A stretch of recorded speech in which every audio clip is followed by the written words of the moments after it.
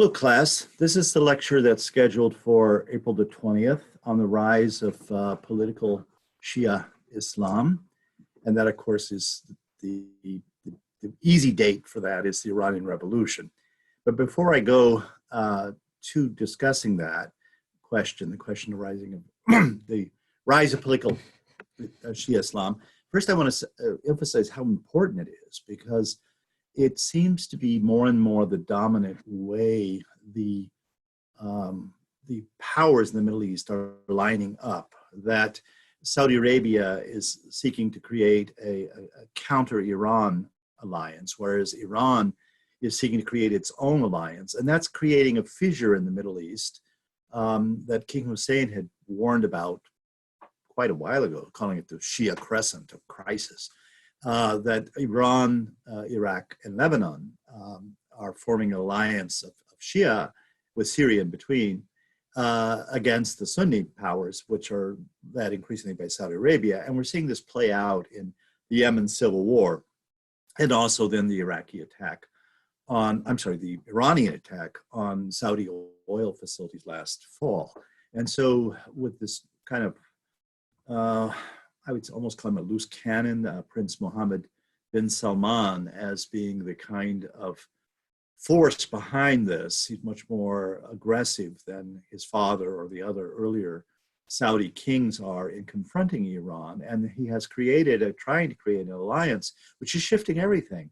And I'll talk more about it in a minute. But one of the most obvious ones is Saudi Arabia is much more willing to deal with Israel than it had ever been in the past. The last fall, it said, before the coronavirus came around, it said that Israeli Arabs would be allowed to go on Hajj to Saudi Arabia, something that had not been. And the Israeli government said, yeah, of course, we'll allow them to do that. And Saudis also said that Israeli Jewish businessmen could come to Saudi Arabia. So there is a shifting alignment that nobody thought was possible. No one even imagined it. When I was an undergraduate and then a graduate student and studying the Middle East and its history, it hardly ever came up that there was a Sunni Shia split that was important and could have an impact on politics. And that was largely because of the way that the Shia population is located in the Middle East and the world generally. I mean, if we think that there are about 1 billion people in the world who are Muslims, and some of the largest countries that are Muslim are outside of the Middle East, Indonesia, Bangladesh, Pakistan, Nigeria, and India both don't have Muslim majorities, but they have very large Muslim minorities that are larger than some of the countries, many of the countries in the Middle East. So in those areas outside of India, there are no Shia. And so Shia Islam is pretty much concentrated in the Middle East, and in the Middle East it's concentrated in one country, Iran. And that's because in the 16th century, the dynasty that took over as Shahs in Iran, they made Shia Islam the state religion, and they executed Sunnis, and they basically forced Sunnis to convert to Shia Islam, so that the only pockets of Sunnis in Iran today are in tribal areas. So you have many the Kurds in Iran are Sunni, the Baluchi who live on the border of Pakistan, Afghanistan, and Iran are Sunni, and a lot of the Turkmen tribes in the northern, up near the Turkmenistan border with Iran are also Sunnis. But almost all Persian speakers, in fact, all Persian speakers in Iran are Shia, and the Azeris as well in Iran the Turkish speakers are also Shia. And then outside of Iran, then you just have two pockets of where there are Shia, other than in Bahrain and in Saudi Arabia. Those are basically overflow from Iran. So because of the fact that Iran was the dominant cultural influence in the Persian Gulf for the last few centuries, those areas, although the Bahrainis and the Saudis are Arabs, they speak Arabic, they are Shia in the region along the the Persian Gulf coast of Saudi Arabia. That's where all the Shia population of Saudi Arabia is located. And I'll talk a little bit about them toward the end of the lecture as well. And then outside of that, it's Iraq. And Iraq is because Iraq had the holy cities of Karbala, where Hussein was killed, and Najaf, where Ali is reputedly buried. And then there are several other shrine cities in Iraq as well, most notably Samarra in north of Baghdad. And those then have been places where Iranian pilgrims have gone for centuries, and the families have intermarried. The Iranian or the Shia established universities and mosques in southern Iraq around the holy cities. And so pretty much all the Arabic-speaking population of southern Iraq, central and southern Iraq, is Shia. There are Sunni Arab speakers in the northern part of Iraq, north of Baghdad. And then the other place is Lebanon. And Lebanon, there was a pocket there in southern Lebanon that goes back to the Middle Ages. And in fact, when the Iranians, the Shahs decided to make Shia Islam their state religion, they had to bring in scholars to the state of Shia Islam in Iran because of the various Mongol invasions and turmoil they had. They did not have a lot of centers of Shia education. And so one of the big centers of Shia education in the Middle East in the 16th century was southern Lebanon. And so southern Lebanon, a lot of the families who had been carrying on the Shia tradition moved to Iran. And that's why you have this Sadr family. They moved at that time from Lebanon to Iran, and then their descendants would be both in Iran, and that's, I've already mentioned him, and I'll mention it again, Musa Sadr in Lebanon. He comes back to Lebanon, or came to Lebanon in the 1960s saying, well, I'm really a Lebanese because my great-great-great-great-great-grandfather was Lebanese. And some Lebanese accepted it, others said no, because he always spoke, he spoke very good Arabic, but it always was a very strong Persian accent. So it was clear he wasn't Lebanese when he was speaking. And then you have the Sadr family in Iraq, which is also a very important Shia educated family. And they had come to Iraq from Iran. So the family originated in Lebanon, moved to Iran, and then in the 17th century, some of them moved to Iraq and settled in Najaf, the holy city, and then others stayed in Iran, and they were there. So they were very distant cousins. But I don't think that all the leaders, all of the intellectuals, their last name is al-Sadr. It's just that they have disproportionately played. The Sadr family has played a really important role in the Shia intellectual traditions. So then back to where they are basically confined to Iran. And this is part of the reason why most people didn't pay any attention to them. People were thinking about Arab nationalism. That was the 60s and the 70s. That was the big topic. And then when Islamic political Islam started to emerge, it seemed to be a Sunni phenomenon.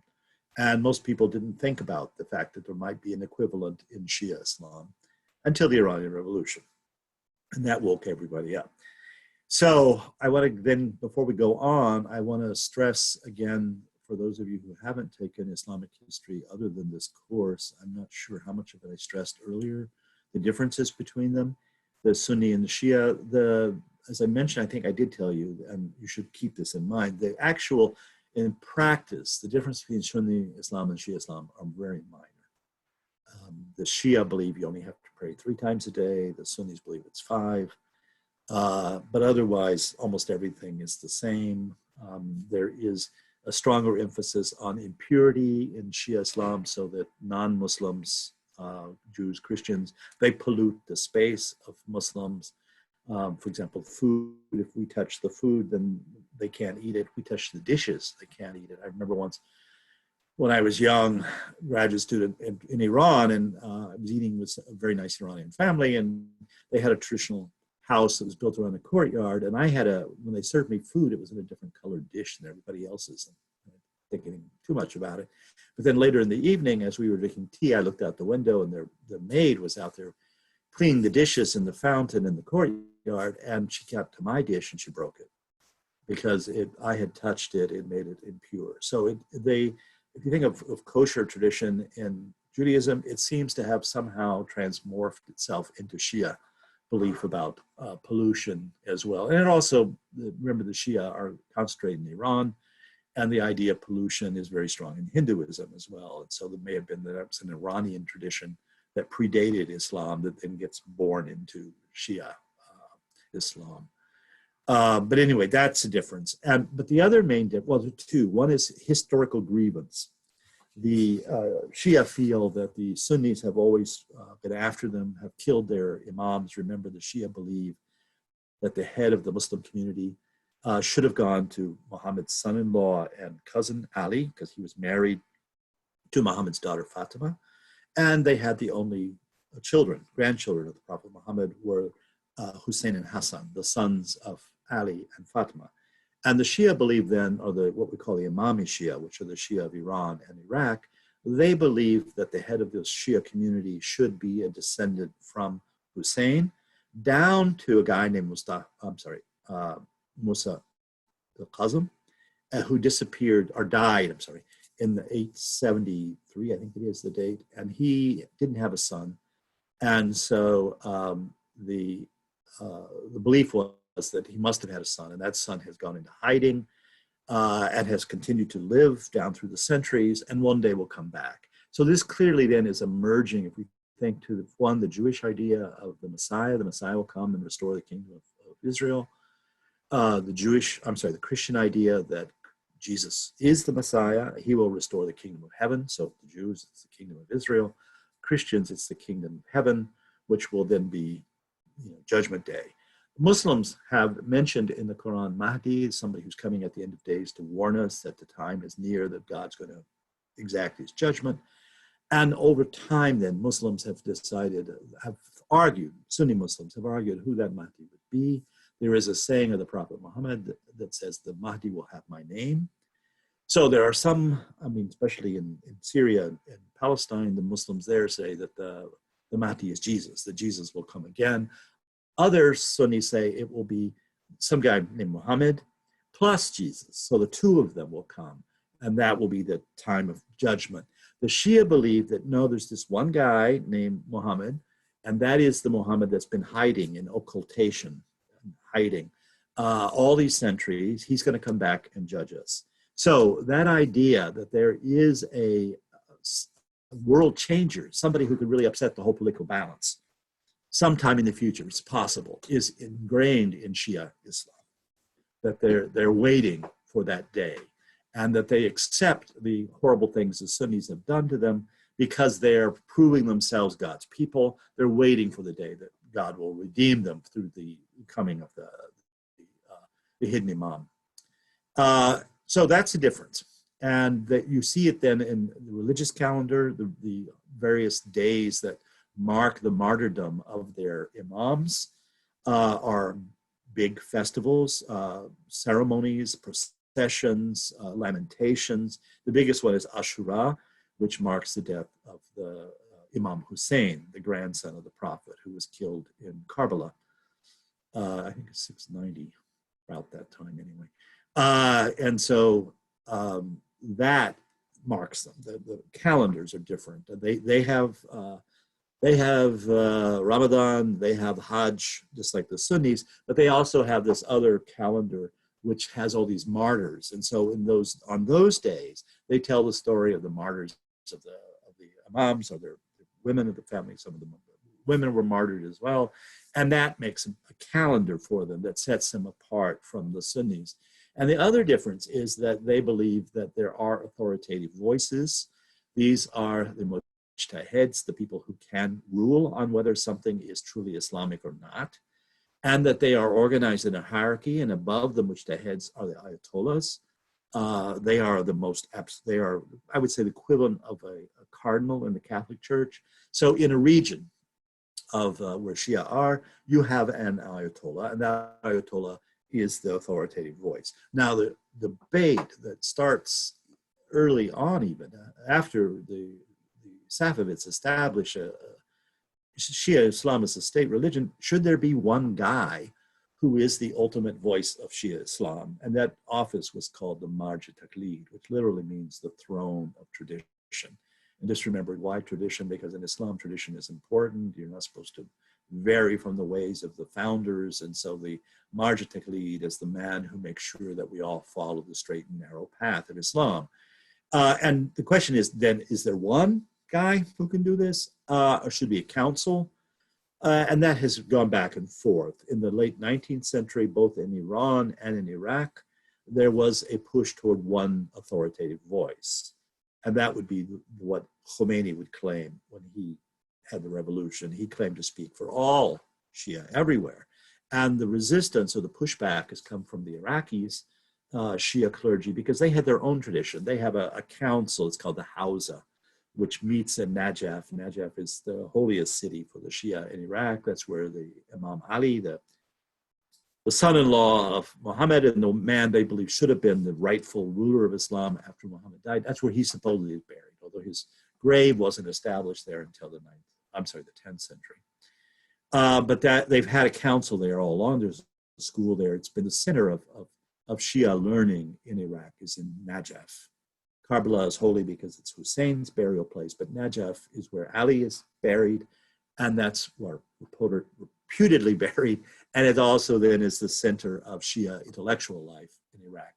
And they then, the question is the Hawza itself, the Ayatollahs who constitute the Hawza, or is there one person who should be the spokesman? And it has varied in Iraq, and they definitely, though, none of the Iraqi Shia have ever accepted the claim first by Ayatollah Khomeini and then by Khamenei in Iran, the supreme spiritual guide in Iran. They have never, the Iraqi Shia have never accepted that the Iranians can speak for all Shia.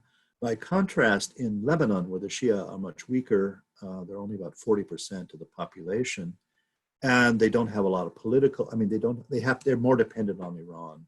And so the Shia in Lebanon have accepted that first Khomeini and then Khamenei speak for all Shia, speak for the Shia in Lebanon, that the Shia in Lebanon have to follow the rulings that are given in Iran. Iraqi, no, because they're a much larger community and they have their own much more robust tradition. So there we have then the differences between them. And as I said, they weren't really that important until they weren't visible until the Iranian Revolution. Most people didn't know much about, most people outside of Iran did not know much about Khomeini. They kind of thought that the Shah had things under control. They thought that the Shia tradition was quiet. Remember, I told you earlier that the Shia have a political saying that says, in the absence of the imams, all political government is illegitimate, it's corrupt, don't walk away from it. Okay? So we've talked about the Iranian Revolution. I'll come back to it in just a minute, but first I want to go to Iraq, because Iraq is the other place where you have a strong Shia tradition and where there is an evolution going on in the 20th century, especially the 1950s. And what you see is that, as I mentioned earlier, when the British set up Iraq, the Shia clergy resisted it, and it was because of the rebellion by the Shia tribes in southern Iraq that the British decided not to make Iraq a colony, but instead made it a mandate and established a kingdom with Faisal as king. Now, he is a Sunni, and you can't get much more Sunni than Faisal because he's a Hashemite. And so the Hashemites are the clan of the Prophet Muhammad. And so Sunnis viewed that the only legitimate family that can claim an Islamic legitimacy to ruling them is a Hashemite. And so Faisal was a Hashemite, as is King Hussein and then King Abdullah in Jordan. They're Hashemites, and that had Sunni legitimacy. But for the Shia, the Prophet's family is important, but we know which part of the Prophet's family is important. It's not not the distant cousins. It's Ali. We have a direct, we have direct descendants of the Prophet in the form of Ali's, the presence of Ali's sons, and then their descendants. And so we don't need the Hashemites. Hashemites means nothing to us. And increasingly in Iranian Shiism, in particular, the family of Ali is Persianized. And the Hashemites then become part of the Umayyads, and the Umayyads were Hashemites. The Umayyads then are seen as corrupt, evil, and the Arabs. And so in these passion plays that are put on in Iran to mark the martyrdom of the various, the enemy is often depicted in Arab clothing, and the heroes are depicted in Persian clothing. So in Iran, Shia Islam had a Persian nationalist element to it. In Iraq, it doesn't. in Iraq, it's Islam, right? Because they're Arabs. So this is the key. What's happening then in the 50s is that Iraqis, under the kingdom, they had not taken part. The religious leadership had not taken part. Individual secular Iraqis who are Shia did take part in the kingdom and rose to prominence. But the elite of the clergy, especially in Najaf, said, no, we don't want any part of this. But in the 50s, things started to change, and that is the rise of Arab nationalism. You start to get, especially after the revolution in Iraq of 58, when an army officers claiming to be Arab nationalists, but also heavily influenced by the communists, come to power. You begin to see Iraqi Shia clergy thinking, well, you know, this is, if we don't do something, we're going to be redundant. The state will be secular. There will be no Islam in the state, and we don't want that to happen. And so the leader of this movement is a guy, is Ayatollah. His name was Muhammad Bakr al-Sadr, so that same family. He was not a marj-i taqlid. He was one of the most respected of the Hausa, and he formed an Islamic party called Dawah. And Dawah in Arabic means call, it also means invitation, but it also is used in missionary, idea of missionary. So same way we say the call to Christ, you know, Christians say that. Well, the Dawah then is the call to Islam. And so the party was named the call, that I am calling out to you, Shia, that we have to take a political stance. And he is modeling himself, interestingly, after the Muslim Brotherhood. He is seen where the Muslim Brotherhood has made Islam a political issue in Egypt and increasingly in Syria and in Jordan. And he says, well, the Muslim Brothers are saying that there can be a democracy, but it has to be a democracy that is Islamic. That is, that it follows the Quran. Remember, their Muslim Brothers saying is Islam is the solution. Our constitution is the Quran. And what Muhammad Bakr al-Sadr is saying is that, yeah, I agree with that, but it should be an Islam that is mediated through a Shia understanding of it. And so he has the very famous quote that I gave to you. Remember, the old view was, in the absence of the imam, all government is illegitimate. He's saying in the democracy in the age of occultation of the imam, so the time when the imam is in hiding, is permissible. Right. So he's making a distinction. This distinction, the Shia had spoken about government. They had always used the word taghiya. Taghiya in Arabic means oppression or tyranny. That's the word I'm talking about. A tyrant, a taghi. And that all government was taghi and tyranny. And what he is saying in this modern age, we can have a democracy, the same way the brothers are saying in Egypt, is they're saying that it is a democracy, but it's a democracy guided by the Quran, and that it is Muslim legislators, that is people who believe in Islam, and who will not pass any laws that are in contradiction to Islamic law. So, for example, you can't outlaw polygamy. That would be no, because Islam allows it. It doesn't say it's have to have it, but it allows it, so you can't unallow it. Similarly, you can't allow liquor, alcohol. You maybe allow, if there are minorities, you maybe can allow them to do it, but definitely the state can't have any connection to alcohol. So there are certain things that the state can do as a democracy that can be Islamic. So that is the beginning of that, and that is a very important movement. And I would say in part, people have said, well, is it linked to Khomeini? And it doesn't seem to be. It's a little bit earlier. It's 58. Khomeini, remember, starts to get his whips up interest in the white revolution in Iran in 63. So there is a debate. There is a debate among scholars. Is it somehow connected? Because it's clear that Musa al-Sadr, who goes to Lebanon in the late 60s, he is Iranian and he is aware of Khomeini's movement. And so because of the fact that AMAL, which was the Lebanese Shia, remember I mentioned it in the talk about my lecture on the Lebanese Civil War, that AMAL stood for the Afwaj, al-muqawama, al-lubnaniyya. So it declares itself to be a Lebanese party, that it's the Lebanese Resistance. But it attracted a lot of different religious groups besides the Shia. But it was the first time the Shia were active in politics in Lebanon, was with this movement. And he's killed. I mean, he's invited to Libya during the Civil War, and he disappears. And so he's taken off, but the AMAL movement stays there, and then it gets more radicalized after the Islamic Revolution, and it becomes the Hizb-Allah. And there it's led by a local cleric, Shaykh Hasan who's on your list as well. He founds the movement during the Israeli occupation of southern Lebanon.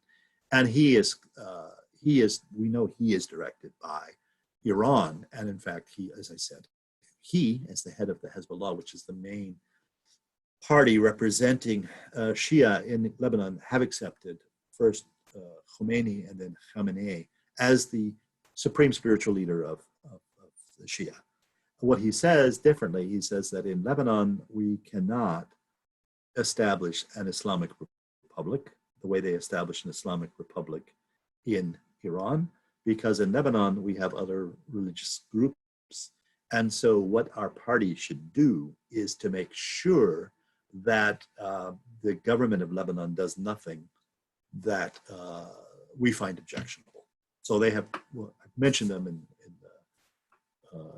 the lecture on the Lebanese Civil War, and they'll come up again because they then, under the advice of the Iranians, they become very active in the Syrian Civil War, that Hizb-Allah does. We go back to Iraq. Iraq then has a period where the Shia and the Dawah are active. They're illegal because especially once the Ba'ath come to power in 1968 in Iraq, then it's secular, and so there is no.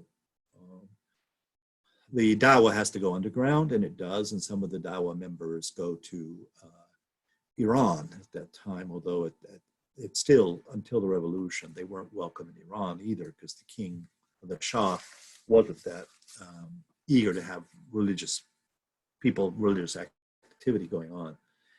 So they go underground, and they are able to organize in the same way that the brothers are able to organize in Syria, because in Syria, the apparatus of the state is largely in the hands of Alawis, non-Sunnis, and in Iraq, the apparatus of the state is in the hands of Sunnis. So you get a kind of contradiction there. And in both countries then, the religious majority, Sunnis in Syria, Shia in Iraq, they know who belongs and who doesn't. I mean, that's one of the things that the Israelis have admitted about Hezbollah. It's almost impossible for Israeli agents who have been quite effective in infiltrating all kinds of Arab political parties and stuff like that. They've been almost completely shut out by getting into having operatives who can infiltrate in Lebanon, because they all know who each other is. They're all clans. They're all Shia clans. So unless you belong, unless they can turn somebody who already is on the inside, they can't penetrate. Well, this was what happened both Iraq and Syria. The state apparatus was of a minority religious group. So the majority religious group could operate. The opposition in the case of Syria, we already saw, was centered with the Muslim Brothers, so the Sunni political activists.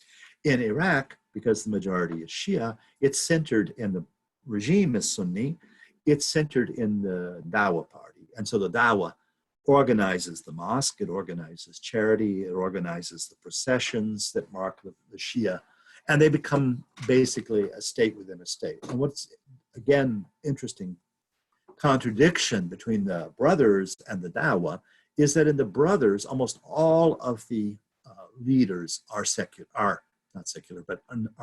civilians, are not religious scholars. Whereas in the Dawah, almost all of them are religious scholars. Right? So there is a real difference. And that points to the fact that Sunni Islam allows for individual Sunnis to make their own ideas about what's right and what's wrong. But it also points to the fact that in the Sunni countries, that those countries that had been under Ottoman rule, with the exception of Syria, so Egypt, and well, Egypt especially, and in Turkey, this and Iraq too, for that matter, that the Sunni clergy are state employees. And the Ottomans started that. The Ottomans took over the Muslim universities and made them state, were paid for by state monies. The professors at the Muslim universities in the Ottoman Empire were given salaries by the state, and the state then exercises control over the curriculum and on the clergy. And so you don't get a very independent clergy in the Sunni world. So if you're a radical in the 20th century, you probably are not going to turn to your clergy in the Sunni world because you see the Sunni clergy as being part of the state apparatus. That was especially true in Egypt, and that's why you get the Muslim Brothers in Egypt being, almost entirely engineers, professional people, but not religiously educated.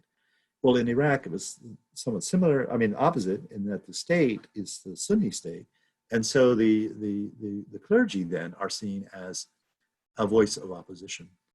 They're the voice of the people, the majority people, and this especially comes true with the Iranian Revolution. So the Iranian Revolution then makes it all much clearer. And I remember I put, why did the Iranians go? Why did so many Iranians go to the religious? I mentioned this earlier. In part, it was because the clergy seemed to be so in opposition to the Shah, and the Shah seemed to be the source of corruption. But also it's because you have intellectuals like Ali Shariati, who I've mentioned earlier, but I'll mention again, who made it plausible to the Shia intellectuals, secular Shia intellectuals in Iran, that the Shia clergy could provide a more just answer to the corruption of the Shah. And therefore we can put up with a little bit of Islam if we get justice and non-corrupt governor. And so that for when Khomeini says the Islamic Republic, the intellectuals said, yeah, we want a republic.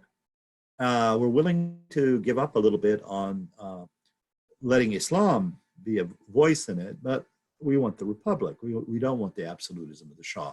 And I'll talk more about it because that part of what has disillusioned so many in Iran is that the republic side of the whole thing has been greatly reduced, obviously, and I'll talk more about it.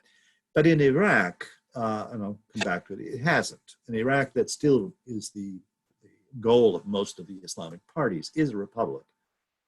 They don't want a clerical hierarchy running the show. But go back to them, they start to become more militant. In 1977, there is a big, every year, I mentioned the festival of Ashura, which comes on the 10th day of the Muslim month of Muharram.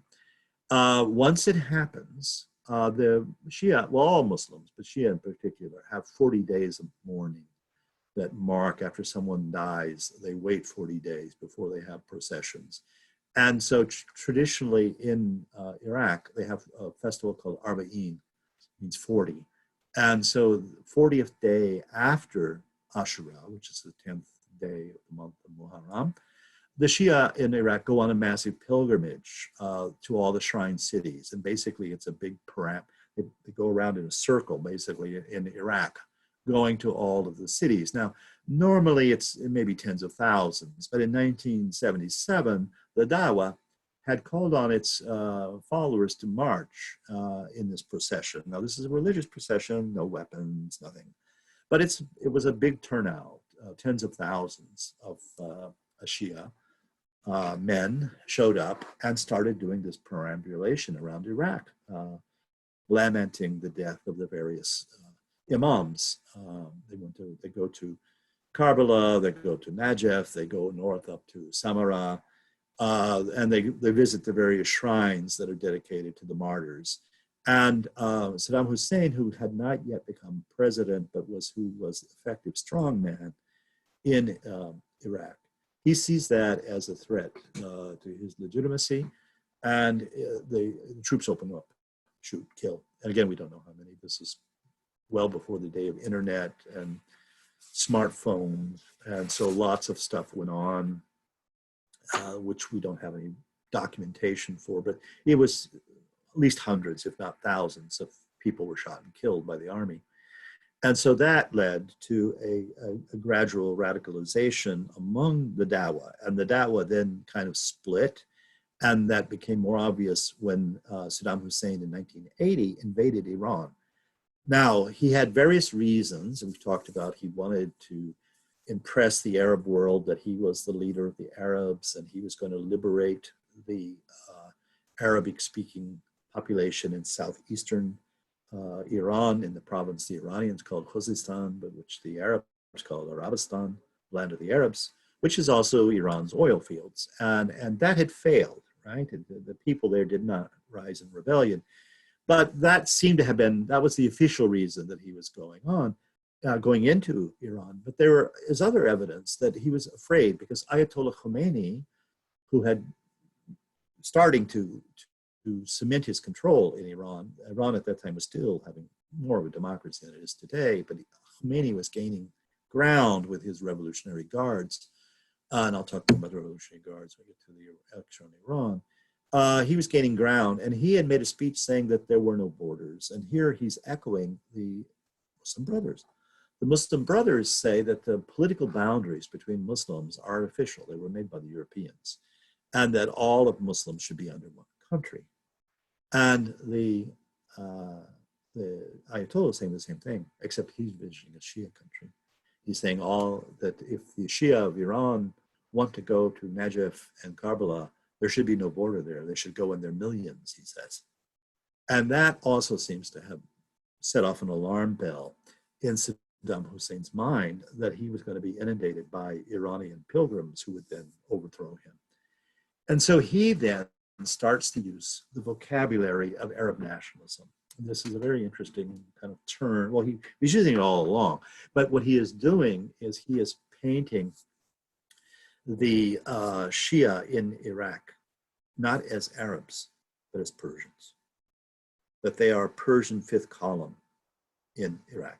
Now, he knew that most Iraqis, in fact, were Arabs. I mean, most Iraqi Shia were Arab. But he could point to the fact that you have these families like the al-Sadrs who had come to Iraq from Iran in the 18th century. Many of the leading families, the head of the Iraqi Shia today is Ali Sistani. Sistan is a place in Iran. So his family obviously came from Sistan at one point. So he could point to the fact that many of the leading clerical families in Iraq had Iranian origins, even if most Shia Iraqis did not. And so he says these leaders, these mujtahids that you're following, these ayatollahs, they're all Persians. They're all agents of the Persian state. They're not true Arabs. And so when he attacked Iran in 1980, he named the battle, the operation was called Qadisiyah. Qadisiyah was a battle that the Arab Muslims fought against the Persians in the 7th century, and it was the decisive battle that overturned the Persian Empire and opened up Iran for the conquest by Arab Muslims, the conversion of Iran to Islam. So he invoked this battle, Qadisiyah, which was both a Muslim battle but also an Arab battle. And so he is trying to make the war, he's trying to say to the Iraqi Shia, you are Arabs first, Shia second, as opposed to what the Ayatollah is saying. Ayatollah is saying you are Shia first, Arab second. And it had some effect. He did crack down on the clerics. In fact, he killed Muhammad Bakr al-Sadr, and his sister as well, which was really unheard of, to kill a woman that goes against the, crosses the boundary of what is acceptable. I mean, for the Shia, it's even more poignant because one of their heroes of their story is Zainab. Zainab was the daughter of Ali and Fatima, so she was the sister of Hussein. And after the massacre of Hussein and his family and his followers at Karbala, she goes to Damascus and pleads with the evil Yazid. In the Shia story, he's evil, not in the Sunni story. The Shia story, the evil Yazid, she pleads with him to save some of the male children of the line. And so here you have this heroic woman confronting a tyrant and winning the lives of these children who will go on to propagate the line, saves the line of Ali from extinction at that point. And so women then have a very important role in Shia Islam as heroes, but they also then, they are seen as inviolate, that anyone who would arrest a woman or worse, kill a woman is a tabi, is a tyrant. And so that added to it. And then with the war though, then you get a formation, as I said, the Dawah splits on whether we continue to be almost, I would say, constitutional Islamist, in the same way that the brothers, the majority of the brothers continue to be in Egypt, even during the period of the repression. They continue to be constitutional Islamist. Dawah then is a constitutional Shia Islamist. And then you get, just as you get the Islamic Jihad and some of the other more radical groups, you get a break-off group that in English is called the Supreme Council of the Islamic Revolution in Iraq. We don't use the Arabic terms for it. We generally use, and so with an acronym is SCIRI. And one of the ways you can remember it is what the American soldiers said in Iraq during the American occupation. SCIRI is very scary. So that's an easy way for you to kind of remember the acronym. So they are violent, and they organize guerrilla groups of Iraqis who had fled into Iran to be armed militias that would help the Iranian army retake, or in their view, retake Iraq. So you actually get Iraqis who are fighting on the side of Iran against Iraq, just like you get Iranians who flee into the Mujahideen al-Haq, who I mentioned, the very extreme communist, who had opposed the Shah. When the Khomeini comes to power, the Mujahideen al-Haq go to Iraq and offer their services to Saddam Hussein. So you have communist Iranians fighting on the side of Saddam Hussein, and you have very radical Shia Iraqis fighting alongside the Iranian army. But most Iraqis did not take part in the uprising. They stayed loyal, partly because of fear. The Iraqi military police were very efficient, and some of the traditionalists among the Ayatollahs preached that they should stay quiescent, that they should accept the state, and in their own private practices keep true to Shia Islam, but don't oppose the state, which is the historic Shia way of formulating what is the proper role of a Shia Muslim in a political state. So, and also, not only did he have the apparatus, but he also had money, and money was spent quite freely by the state for both food supplies to help families, impoverished families, also for families who had lost a husband or brother in the war. They were given compensation by the state. And so basically, just as the Shia in Arabic-speaking Shia in Iran did not rise up to support Iraq's invasion of Iran, the Arabic-speaking Shia in Iraq did not rise up to support the Iranians and the war that Iran fought with Iraq. But with the end of that, end of the war, there was a feeling then that the Iraqis had paid a much higher, the Shia in Iraq had paid a much higher price than the Sunnis, because disproportionately the enlisted men were Shia, most of the officer corps was Sunni. And so the Shia, the soldiers who died on the line were disproportionately Shia. So there was a lot of anger in the Shia community over Saddam Hussein's war, and also his repression of them during the period. The Dawah was rounded up and executed. A lot more notice was given in the West to what was being done to the Kurds, but there was pretty systematic execution of people who were identified as the leadership in the Shia community by Saddam Hussein. They also were executed. All right, so then we go back to I mentioned last time, the American invasion of Iraq, the first one. And then in 1990, the call of 91, the Shia rebellion in Iraq. I have on the list 91, but it's 1990. 91, I take it back, it's 1991. The Iraqis invade Kuwait in 1990. August 1st, August 2nd, 1991, then Americans liberate Kuwait, and then American Voice of America in Arabic called on the people to rise up against the state, and there was a rising. And as I mentioned in that lecture, tens of thousands of Shia were killed by the state. So the state then suppresses the rebellion. But what it does is that it forces the members of Dawah to become much more active in their idea that they overthrow the state. And so when the Americans, when you have the Liberation of Iraq Act, remember back in 1998, the Americans start to contact various groups, and there are secular groups that they contact. And there are also then the Kurds, they contact the Kurds, and they're able, Americans eventually are able to effect a truce between the Kurdish parties.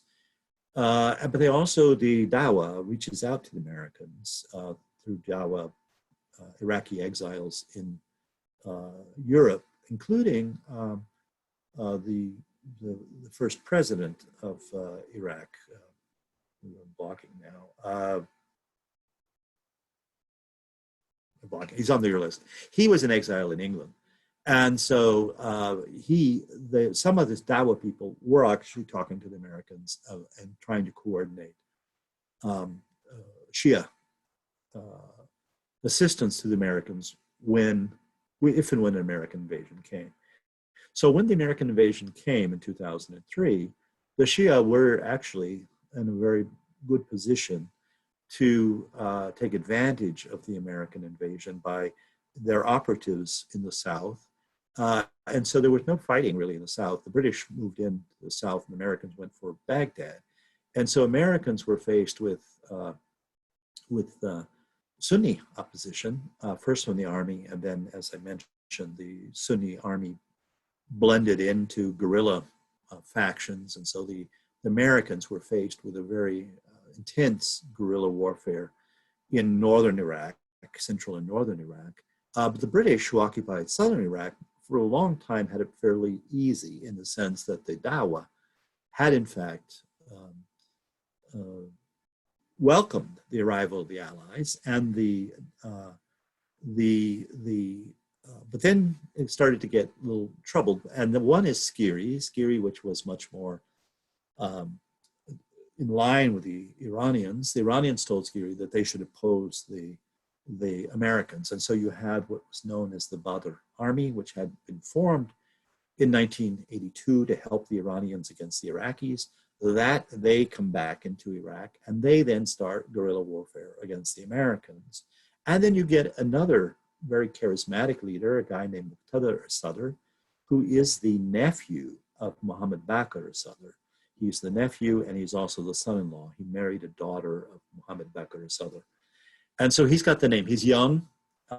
He didn't even finish all of his clerical training, but he's very charismatic. And he then mobilizes the Shia poor that had lived in a slum on the eastern side of Baghdad that was called Saddam Hussein City. Well over 1 million people lived there. Well, after the liberation of Iraq, or the toppling of Saddam, however you want to call it, they changed the name to Sadr City after Muhammad Baqir al-Sadr. And so that clearly is an area where there is strong support for this family. And they are more radicalized in the sense that they're proletariat poor. And so they are not listening as much to the Hausa. They're listening to this charismatic guy who shows up from Iran. He'd been in Iran for over 10 years. And that's Muqtada al-Sadr. And he forms his own militia called Jaysh al-Mahdi. And the Jaysh al-Mahdi, which means the army of the Mahdi, the guy we're waiting for him to come back, the Jaysh al-Mahdi starts to attack Americans directly, much more directly even than the Badr brigades. And they are the ones then who start to use the anti-personnel mines. There's almost a battle in Najaf between the Jaysh al-Mahdi and the Americans in 2005. And this is when we see the voice of reason coming into the Iraqi Shia situation, and that is the chief Ayatollah in Iraq is a guy named Ali Sistani, who's now late 80s, who has a very savvy guy, and he's got people around him. So he's got web pages, and he's got, it's in Persian, Arabic, and English. So you can Google him and see what he's got to say today about all kinds of things. So he sets out fatwas, he gives rulings. But he very importantly took the classic Shia idea toward government. He said that the Shia clergy should stay out. He said, don't support the Americans, but don't oppose them. And so when he issued that ruling, the Badr Brigade actually stopped any kind of attacks on the Americans. And even the Jaysh al-Mahdi kind of calmed down. And then when the Americans issued their constitution and set up their parliament, Sistani said, no. Remember, he said the Iraqis have to do it. And so he becomes a really calming force in Iraqi politics, and that the Americans have to pull back from that. They allow for a constitutional assembly to be elected. That constitutional assembly then writes the constitution. It designs the flag of Iraq. It writes and then it have the elections, and they elect al-Jafri. That's the first freely elected prime minister, and he's from al-Dawa party. And so in Iraq, the first election, the Sunnis did not take part, and so the Kurds did. So you had Kurds and you had Shia. And what the Shia have done in way of kind of reconciliation, they have agreed that the president, of course, the president of Iraq doesn't have that much power, he's a figurehead. The president of Iraq will always be a Kurd. And so the presidents of Iraq have been either from the Talabani family or the Barzani family. So remember, those are the feuding Kurdish families. And the vice president will always be a Sunni. So they've adopted, unfortunately, the sectarian idea of Lebanon, that you assign positions in the government based on either ethnicity or religion. And that has been, just as in Lebanon, that has created problems for the post-American Iraq. It has created problems. I mean, for Lebanon, it creates problems, and the people can't vote for people outside their own ethnic group. In Iraq, you can. Iraq, your identity card does not have your ethnicity or your religion, so you can vote for anybody. But it has meant that certain positions are guaranteed to people based on either their ethnicity, i.e. a Kurd, or their religious community. And there also are positions that are set aside, a percentage of the parliament is set aside for women. So that is also a protected group under the Iraqi constitution. So back to them, the Dawa then has been, I would say, a voice of moderation in Iraq. They are very heavily owed to the Iranians. Most of them were in Iran during the, at least from the period of 1980 on. So most of them have been spent as much as 20 years in Iran. So they're all fluent in Persian. They all deal with the Persian representatives of the Iranian government in Persian. But some of them have been more independent than others. And this is the kind of the fault line that has emerged in Iraq. I'll talk more about when we talk about ISIS, but it is something to remember, and especially Muqtada al-Sadr. When the Iraqi government started to become more stable, he was encouraged by the Iraqi government. When the Americans were still there, he was encouraged by because the Americans were, they kind of wanted him. They wanted to try him because of the fact that his army had been blowing up American soldiers. In fact, they probably killed as many American soldiers as did the Sunni resistance. But he went into exile in Iran, and then he came back when the Americans withdrew from Iraq.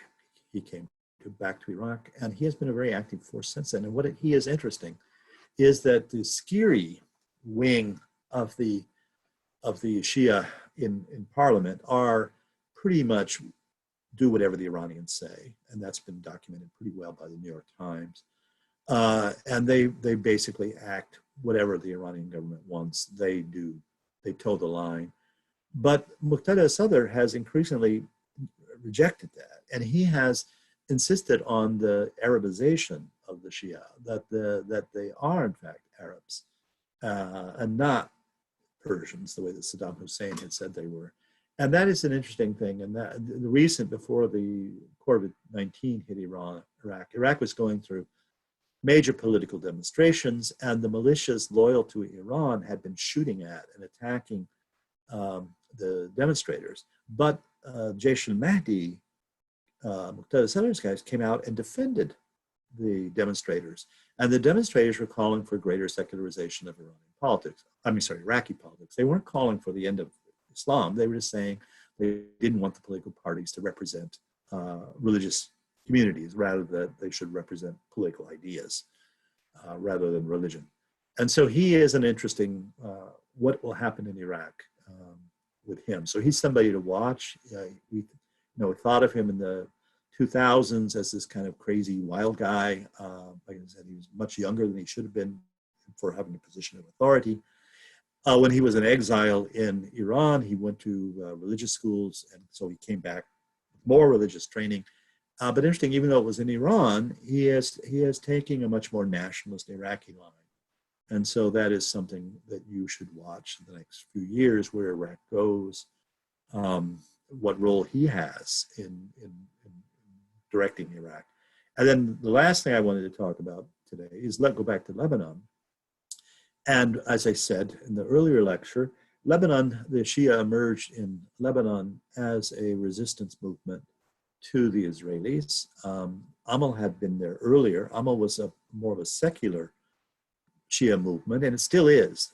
AMAL is still in the Lebanese parliament, but it was led by a man named Nabi Haberi, who was not a cleric, who was, in fact, had connections to the United States. He had lived in Detroit for a while, and in fact, he's divorced now from his wife. His wife, I think 2 or 3 kids, they live in Detroit.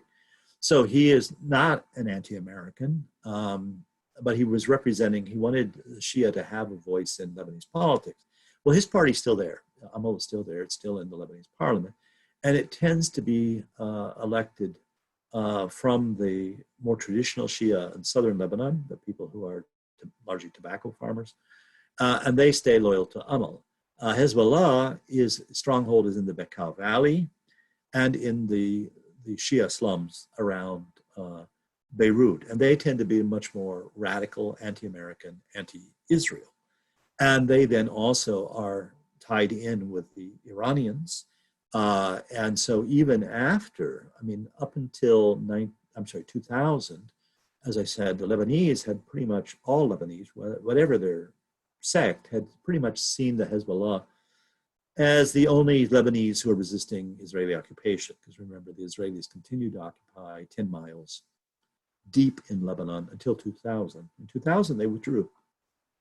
And Lebanese then started to wonder about that, especially when the very well-loved Lebanese prime minister, Rafik al-Hariri, was blown up by, we think, well, we pretty much know, the UN has said so, Syrian agents helped by Hezbollah.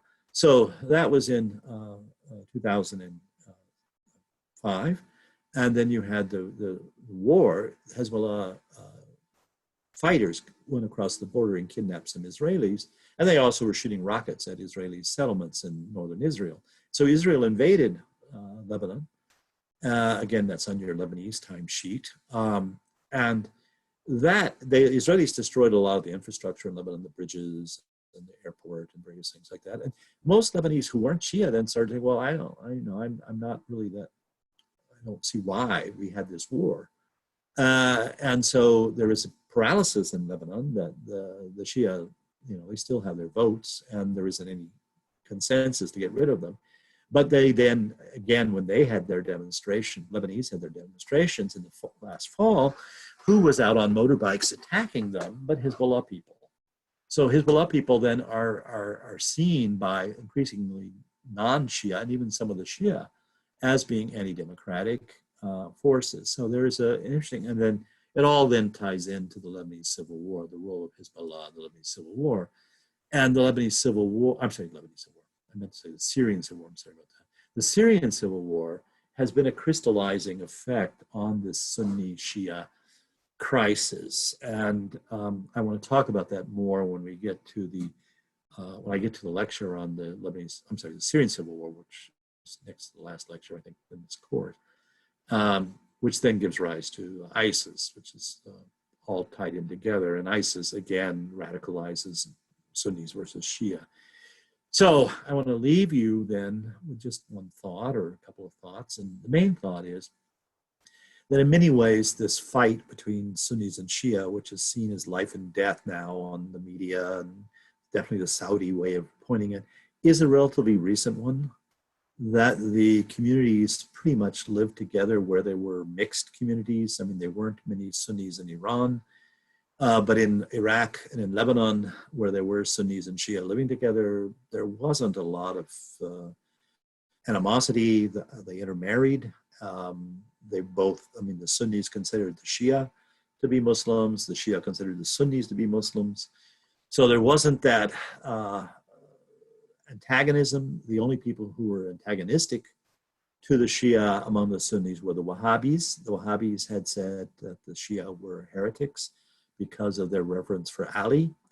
And so the Wahhabis had attacked Najaf in 1801 and had massacred a lot of Shia. So the Wahhabi propaganda has always called the Shia as non-Muslims, but that wasn't accepted by most Sunnis, and it isn't accepted even by the Muslim Brothers. The Muslim Brothers do not denounce the Shia as non-Muslim. So the only element of the Sunni population that sees the Shia as outside the community, to the extent that they are, unacceptable, are the Wahhabis.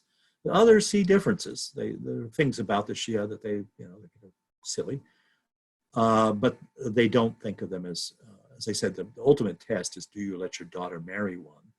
And if that's the ultimate test, then there have been many Sunni fathers who let their daughters, Sunni daughters, marry Shia men. And in Islam, that's something that is not allowed for non-Muslims, for example. Muslim men can marry non-Muslim women, but Muslim women cannot marry non-Muslim men. So that kind of prohibition of marriage isn't between Sunni and Shia. And that I've always said is you want to say, is a community really opposed to each other? If they marry across the lines, then they can't, the barriers can't be that extreme. So it is something that has been politicized. It was politicized by the Ayatollah Khomeini, in part because he wanted to be a spokesman for all of Islam with the revolution. And initially with the revolution, Muslims in places like Egypt and in Turkey, they said, oh, this is the Muslim revolution. It's the Islamic revolution after all.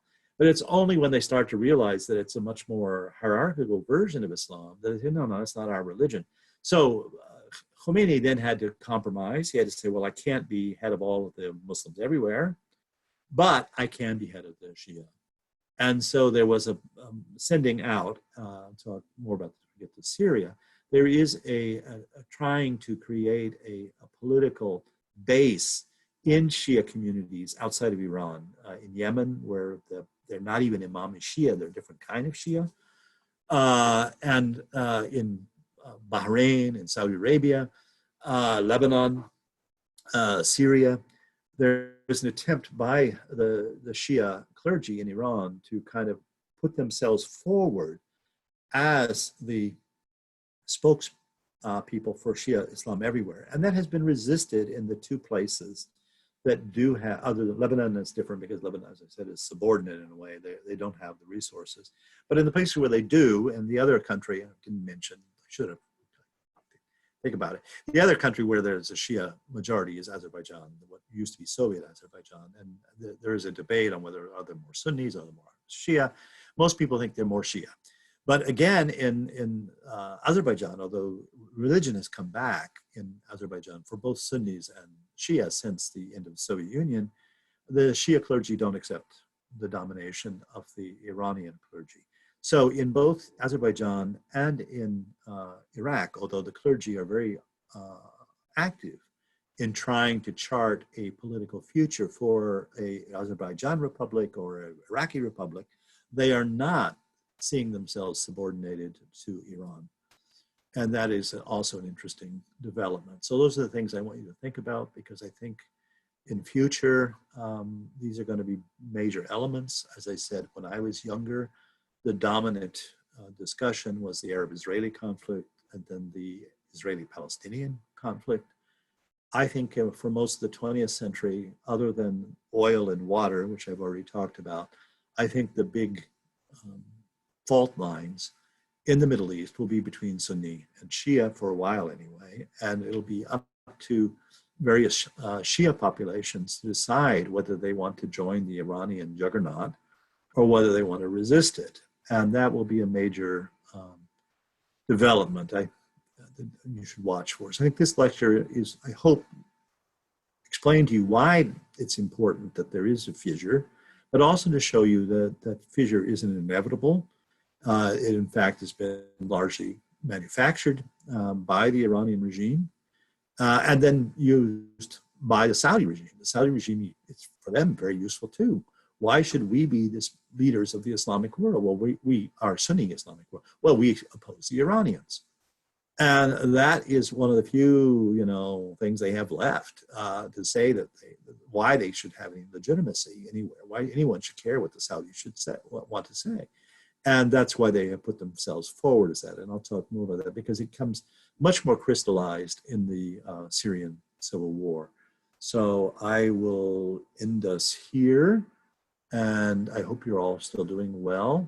And again, if you have any questions, please write me. I have time to answer. I still have to come into office to record this. And I also pretty much have to do that for emails because although I have a smartphone, I'm not really adept at sending emails out with my smartphone.